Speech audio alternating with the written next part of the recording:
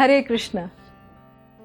क्या आपने कभी सोचा है कि जब बच्चा छोटा होता है तो माँ के साथ उसके संबंध क्यों बहुत अच्छे रहते हैं? अगर नहीं तो कुछ समय निकाल कर सोचिएगा ज़रूर। आजकल हम देखते हैं कि हर संबंध में किसी न किसी तरह का तनाव है, चाहे वो संबंध भाई बहन का हो, पिता पुत्र का हो, या फिर जो सबसे ज़्यादा तनावग्रस्त है वो है पति पत्नी का या फिर सास बहू का। तो क्या आपने कभी इस बारे में सोचा है कि आखिर क्या कारण है इसके पीछे? कुछ कारण हम बताते हैं। निर्भरता ही प्रेम को जन्म देती है। जब बच्चा माँ पर पूरी तरह निर्भर होता है तो माँ उस पर पूरा प्रेम लुटाती है, क्योंकि निर्भरता हृदय को छूती है। उसी तरह हमारे संबंधों में जब हम एक दूसरे पर निर्भर रहेंगे तो हमेशा संबंधों को मजबूत ही बनाएगा। अब है कृतज्ञता। यह हृदय को कोमल बनाती है। एक संबंध को मजबूत बनाने के लिए हमें हर चीज को गिनना चाहिए और कृतज्ञ होना चाहिए जो सामने वाला हमारे लिए कर रहा है। जब माँ बच्चे की सेवा करती है तो वो कुछ नहीं चाहती, लेकिन बच्चे की मुस्कान से ही वो समझ जाती है कि बच्चा कृतज्ञ है और इससे उसका मन प्रसन्न हो जाता है। अगला है प्रशंसा। जब हम कृतज्ञ होते हैं तो प्रशंसा स्वतः निकल जाती है और सामने वाले की सेवा के लिए हमें उनकी हर एक छोटी से छोटी चीज के लिए प्रशंसा करनी चाहिए। अगला है स्वार्थ रहित होना। कहते हैं कि जहाँ प्रेम होता है वहाँ स्वार्थ नहीं होता। इस संसार में माँ की सेवा को ही सबसे बड़ी माना गया है, जो काफी हद तक बिना स्वार्थ के होती है। माँ अपनी संतान के लिए अपनी जान भी दे सकती है। इसलिए हमारे संबंधों को मजबूत बनाने के लिए हमें स्वार्थ रहित होना पड़ेगा। अब है प्रेम और सेवा। प्रेम और सेवा अलग अलग नहीं है।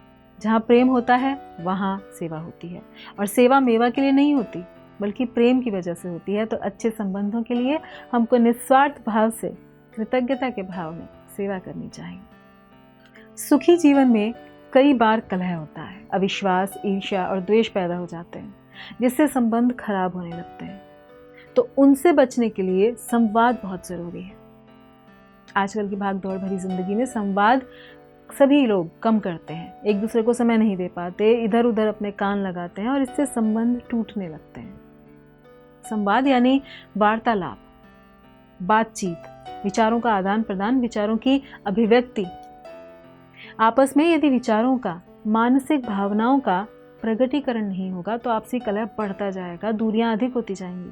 और यदि इन्हीं बातों को साझा करने पर एक दूसरे को समझने का प्रयास होगा तो कितनी भी बड़ी समस्या परिवार में हो, सुलझ जाएगी।